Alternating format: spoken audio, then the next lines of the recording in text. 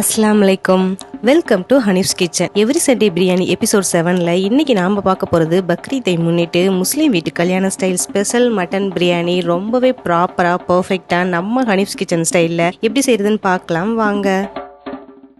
இதுக்கு நான் first 1/2 kilo mutton எடுத்திருக்கேங்க. மட்டன் எப்போவுமே பிரியாணிக்கு பெரிய பீஸாக இருந்தால் தான் நல்லாயிருக்கும். ஸோ பெரிய பீஸாக பார்த்து 1/2 கிலோ எடுத்துக்கலாம்.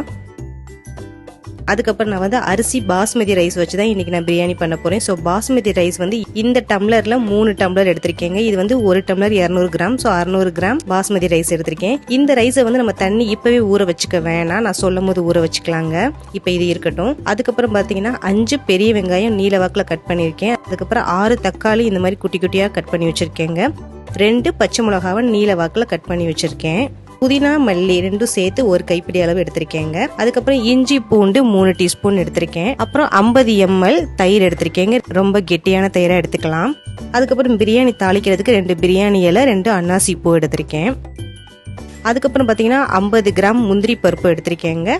அப்புறம் 25 கிராம் காஞ்ச திராட்சை எடுத்திருக்கேன். இந்த முந்திரி பருப்பில் பார்த்தீங்கன்னா நாம் இப்போ பாதி அளவு எடுத்து இந்த தயிரோட சேர்த்து நல்லா மிக்ஸ் பண்ணி அரைச்சி வச்சிடலாம் ஃபைன் பேஸ்ட்டாக. இப்போ நான் முந்திரி பருப்பில் பாதி அமௌண்ட் எடுத்து சேர்த்துக்கிறேன். அதுக்கப்புறம் இந்த தயிரை இந்த மிக்சி ஜாரில் ஊற்றி நல்லா ஃபைன் பேஸ்ட்டாக அரைச்சிடலாம். அது ஏன்னா அந்த கறி ரொம்பவே சாஃப்டாக இருக்கும், அதுக்காக. இப்போ நல்லா ஃபைன் பேஸ்ட்டாக அரைச்சாச்சு பாருங்கள் இந்த மாதிரி.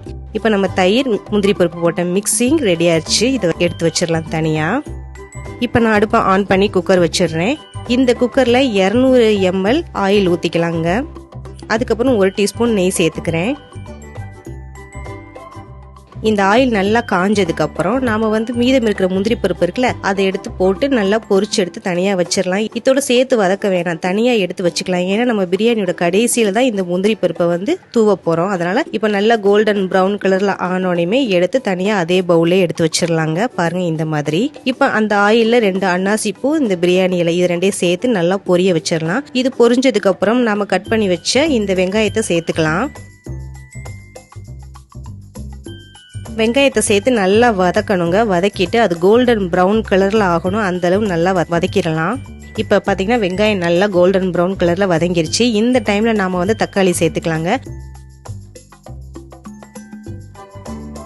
தக்காளி சேர்த்து நல்லா மசியணுங்க. மசிகிற அளவு நம்ம நல்லா வதக்கிடலாம். இப்போ பார்த்தீங்கன்னா தக்காளி வெங்காயம் 2மே சேர்ந்து நல்லா மசிஞ்சிருச்சு. இப்போ இந்த டைமில் நாம் இந்த 2 பச்சை மிளகாவையும் சேர்த்துட்டு அதுக்கப்புறம் இந்த 3 டீஸ்பூன் இஞ்சி பூண்டையும் சேர்த்துக்கலாம். சேர்த்து நல்லா மிக்ஸ் பண்ணிடலாம். மிக்ஸ் பண்ணிவிட்டு இந்த வெங்காயம் தக்காளி இஞ்சி பூண்டு இது எல்லாமே நல்லா ஒன்றோட ஒன்று நல்லா மிக்ஸ் ஆகிடணும். அந்தளவு நல்லா மிக்ஸ் பண்ணிக்கலாம்.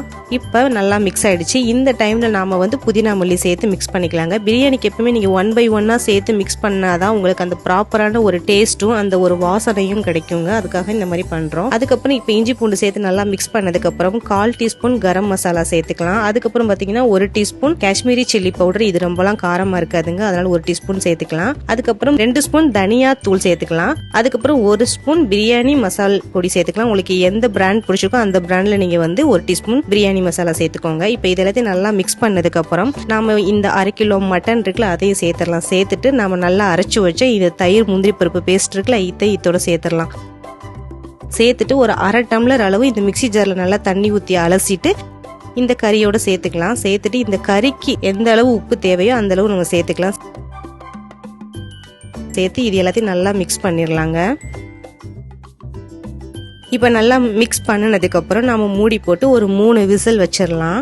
பிரியாணிக்கு மட்டன் நல்லா வெந்திருந்தாதான் அந்த பிரியாணி ரொம்பவே டேஸ்ட்டாக இருக்கும். அதனால் ஒரு 3 விசில் வச்சிடலாம். இப்போ 3 விசில் வந்துருச்சு. அடுப்பை ஆஃப் பண்ணிடலாம். இந்த டைமில் தான் நம்ம அரிசியை ஊற வைக்கணும். அப்புறம் நம்மளுக்கு அது கரெக்டாக இருக்குங்க. இப்போ நான் அரிசியை ஊற வச்சிடுறேன்.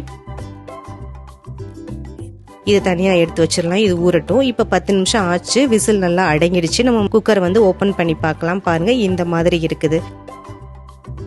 இப்போ நம்ம பிரியாணி எந்த பாத்திரத்தில் செய்ய போகிறோமோ அந்த பாத்திரத்தில் இந்த குக்கரில் இருக்கிற இந்த கறி கிரேவியை நம்ம ஊற்றிடலாம். இப்போ நான் இந்த பாத்திரத்தில் இந்த கறி கிரேவி குக்கரில் இருக்கிறது எல்லாத்தையும் ஊற்றிடுறேங்க. ஊற்றிட்டு இந்த டம்ளரில் நான் 3 கப்பு ரைஸ் போட்டேன். ஸோ 4.5 கப்பு தண்ணி ஊற்றணும். ஆல்ரெடி இந்த கிரேவி பார்த்தீங்கன்னா 1 கப்பு இருக்கும். ஸோ நான் 3.5 கப்பு தண்ணி சேர்த்துக்க போகிறேன்.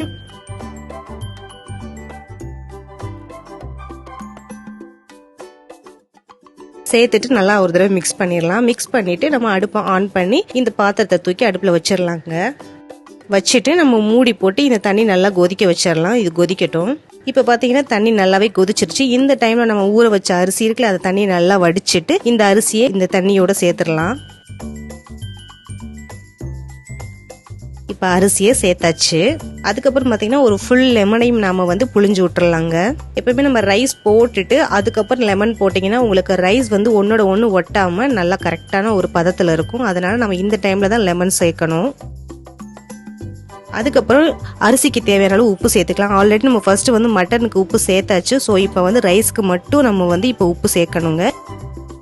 சேர்த்துட்டு நல்லா ஒரு தடவை கிளறிட்டு இந்த டைம்ல நம்ம வந்து காஞ்ச திராட்சையை வந்து வறுக்காம அப்படியே பச்சையாவே சேர்த்துடலாம். அந்த தண்ணியில நல்லா அது கொதிச்சு வேகும் போது அந்த காஞ்ச திராட்சை சூப்பரா வெந்துருங்க. இப்போ மூடி போட்டு ஹை ஃப்ளேம்ல ஒரு 10 நிமிஷம் நம்ம குக் பண்ண வச்சிடலாம்.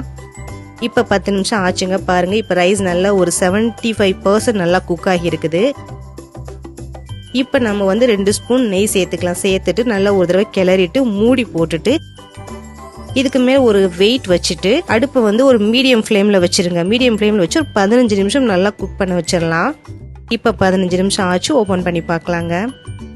நம்மளுக்கு ரொம்பவே சூப்பரான பர்ஃபெக்டான ப்ராப்பரான கல்யாண ஸ்டைல் முஸ்லீம் வீட்டு மட்டன் பிரியாணி செம்மையாக ரெடி ஆயிடுச்சுங்க. இந்த டைமில் நாம் வந்து முந்திரி பருப்பை தூவிட்டு நல்லா கிளறிட்டு அடுப்பு ஆஃப் பண்ணிட்டு இறக்கிடலாம். இப்போ சர்வ் பண்ண ஸ்டார்ட் பண்ணிடலாம். பாருங்க, ரொம்பவே சூப்பராக இருக்குதுங்க. இந்த மட்டன் வந்து அவ்வளோ சாஃப்டாக நல்லா குக் ஆகி இருக்குது. நம்ம வந்து முந்திரி பருப்பு தயிர் எல்லாம் அரைச்சி ஊற்றுனதுனால அந்த மட்டன் வந்து ரொம்ப சாஃப்டாக வந்து நல்லா குக் ஆகி இருக்குது. ரொம்ப டேஸ்டாகவும் இருக்குதுங்க. அதோட அந்த ரைஸ் வந்து நீங்கள் சாப்பிடும் போது பார்த்தீங்கன்னாக்க நல்ல ஒரு சாஃப்டாக இருக்குது. அதோட ஒன்னோட ஒன்று ஒட்டாமே இருக்குது. அட் த சேம் டைம் நல்லா சாஃப்டாகவும் இருக்குது. ரொம்ப சூப்பராக இருக்குது. ஸோ நீங்கள் பக்ரீத்துக்கு வந்து நல்ல ஒரு ப்ராப்பரான முஸ்லீம் ஸ்டைல் கல்யாண வீட்டு ஸ்பெஷல் மட்டன் பிரியாணி செய்யணும்னா தாராளமாக நீங்கள் இதை ட்ரை பண்ணலாங்க. ஸோ ட்ரை பண்ணி பார்த்து எப்படி இருந்துச்சு நம்ம கமெண்ட்ஸ்ல நமக்கு ட்ராப் பண்ணுங்க. அப்படின்னு சேனலை சப்ஸ்கிரைப் பண்ணுங்க. அங்கே பக்கத்தில் பெல் ஐக்கானே கிளிக் பண்ணிருங்க. அதோட வீடியோஸ் எல்லாத்தையும் பார்த்து என்ஜாய் பண்ணுங்க. தேங்க்யூ.